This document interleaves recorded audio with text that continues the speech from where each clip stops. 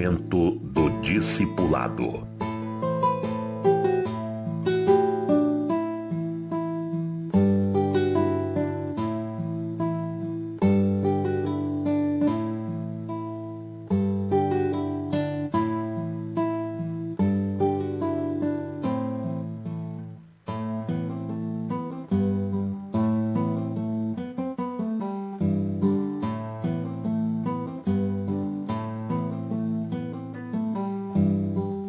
Eu quero tecer alguns comentários a respeito da comparação da influência do mal com a influência do bem. O mal influencia com facilidade, até mesmo sem a gente fazer força ou até mesmo sem querer, influencia até os indecisos, os crentes acomodados. O mal influencia. Em algum momento eles são levados a fazer algo que não é bom aos olhos de Deus, até sem perceber, distraidamente. Mas o bem, só pelo discipulado. Alguém vai estranhar isso. O bem vem de Deus, vem sobre todos. Pois é, o bem vem de Deus, mas Deus nos delegou fazer o bem. Então, nós somos a instrumentalidade de Deus. Não pense que Deus vai fazer descer anjos do céu sobre aquela pessoa que está vendo a televisão na casa dele, porque ele tem um coração bonzinho. Aí Deus manda outro anjo levar dinheiro e comida para o outro que está pendurado lá na internet em cima dos jogos aí da Copa do Mundo, mas porque no fundo ele é uma pessoa sincera que crê em Deus. Então o Senhor manda um anjo. Não é assim que Deus trabalha. Deus usa a instrumentalidade humana. São pessoas que edificam pessoas, são pessoas que evangelizam pessoas, são pessoas que abençoam pessoas. É bom a gente entender isto. A bênção vem de Deus, mas não vem assim como uma chuva para quem quiser. A bênção vem de Deus para aquele que abençoa, que leva essa bênção. Essa bênção está relacionada com Jesus, a fonte da bênção. A bênção de Deus não vem assim como o vento. A bênção de Deus vem através de Jesus, a ação do Espírito Santo em uma pessoa que está no Senhor. Se não fosse assim, nós não precisaríamos fazer nada. Deus faria tudo por todos, em todo lugar. E há pessoas que pensam assim, que Deus abençoa todos em todo lugar e a gente não precisa pregar o evangelho, não precisa de igreja. Há muitos crentes pensando assim, que para ser abençoado por Deus não precisa de igreja, não precisa dar o dízimo, não precisa estar em comunhão com os outros, não precisa sair para evangelizar os outros. Só ele orar daqui, Deus abençoa ele lá. Muita gente está pensando assim. Mas não é. Nós temos que entender. Eu vejo aqui na Bíblia uma história que estarrece, traz repugnância. A Jezabel era uma adoradora de Baal, lá de Sidom, filha lá do rei de Sidom, que se casou com o Acabe. Nós cremos que nisso estava a esperteza de Satanás, que na verdade o tal do Baal não passava de um demônio comandado por Satanás. O Baal inspirou o Etibaal a fazer a Jezabel se casar com o Acabe. E ela acabou mandando na vida dele através do medo, das imposições. O Brasil tem exemplos assim, de governantes que eram serviçais de Satanás. Não é difícil a gente olhar, quem conhece um pouquinho da história recente do Brasil, lembrar de governantes que eram dirigidos por Satanás. Alguém vai perguntar, e Deus? Deus depende do povo dele. Para Deus atuar no Brasil, ele depende do sal dessa terra, da luz do Brasil. O povo de Deus é a chave. Se o povo de Deus se acomodar, Deus permite que uma Jezabel governe o país. Foi o que aconteceu com Israel, reino do norte. O povo se acomodou e nós temos um exemplo dessa acomodação que é terrível, é o Nabote. O Nabote tinha uma herança, ele recebeu dos pais, dos avós, era de geração, e ele valorizava aquilo. Não era rico, aquele era o pedacinho de terra dele, de onde ele tirava o sustento. E o Acabe, o rei, por circunstância, teve uma vinha, um sítio, ao lado de Nabote.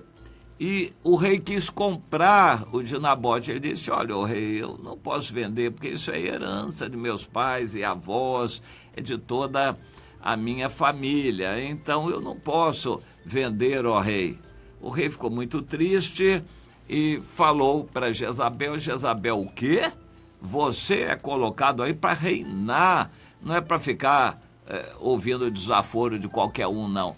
Pode ficar tranquilo que eu vou te dar a vinha de Nabote. Ela escreveu cartas para os anciãos e os nobres do país, digamos assim, para a Suprema Corte, Supremo Tribunal Federal do país. Ela mandou cartas e eles se reuniram, fizeram um tribunal e julgaram o Nabote. Inventando mentiras, o Nabote foi condenado pela Suprema Corte do país. Aqueles anciãos e nobres que se reuniram, testemunharam falsamente e condenaram o Nabote. Em consequência, eles acharam que ele tinha que ser punido e botaram o Nabote lá no meio do pátio para que todos jogassem pedra nele. Ele foi apedrejado, morte por apedrejamento. Eles hipocritamente atribuíram aquilo a Deus. Olha, a Bíblia diz que quando alguém blasfemar, tem que ser morto por apedrejamento. Então o Nabote blasfemou e tem que ser morto. Ah, é? Blasfemou como? Porque não quis vender a vinha dele para o rei? Mas a Suprema Corte resolve, está resolvido. O que eles decidem está decidido. Foi o que aconteceu. Eles eram supremos, disseram, e o que eles disseram valeu. E foi imposto sobre o país o que eles disseram. O Nabote morreu, mas Deus não ficou acomodado. Deus enviou o profeta Elias para avisar o Acabe que, embora ele não fosse culpado diante dos homens, ele era o responsável diante de Deus. Ele deu carta branca para a mulher fazer aquilo. E depois ele foi lá e tomou posse da vinha. Ele se aproveitou daquele erro. Então, aos olhos de Deus, ele foi culpado. O que me estarrece nisso é que aqueles anciãos e nobres agiram por interesse, suborno. Eles foram envolvidos no mal, eles se juntaram, não houve uma voz dissidente ali que combatesse, eles se juntaram para o mal. Infelizmente, nós vemos que no Brasil, no mundo todo, existem políticos que se vendem para cá ou para lá, dependendo do preço. Por interesses, eles puxam para a direita, para a esquerda, eles se vendem. E, infelizmente, nas igrejas também. Os políticos sabem que os votos mais baratos de se comprar são os votos evangélicos. É só prometer alguma coisa ao líder, o líder leva aquele povo todo, aquela igreja toda a votar naquela direção. O mal influencia facilmente até os crentes, até os indecisos, os que estão em cima do muro. A tendência para o mal é fácil, mas influenciar para o bem, somente pessoalmente, não é fácil. Nós temos que lutar contra as trevas, contra Satanás, para ganhar uma pessoa. Para trazer aquela pessoa para o caminho do bem, dá trabalho só discipulando. Se a gente for devagar e não quiser discipular, a gente pode até evangelizar. A pessoa vai ser um crente de igreja, somente assistidor de reunião, e que vai fazer só o que lhe interessa. Nunca vai ser discípulo, muito menos vai conseguir fazer algum discípulo. O evangelho vai acabar com pessoas assim. Se depender só de pessoas assim, o evangelho acaba, morre. Mas é o que está acontecendo no mundo. O evangelho está numa regressão muito grande. O cristianismo está andando para trás muito no mundo todo. Pessoas saindo das igrejas, igrejas fechando, os inimigos fechando igrejas, perseguindo os cristãos, cristãos com medo tendo que se esconder, outros se sujeitando às imposições, e assim o cristianismo está recuando no mundo todo. Nominalmente, isto é o que está acontecendo.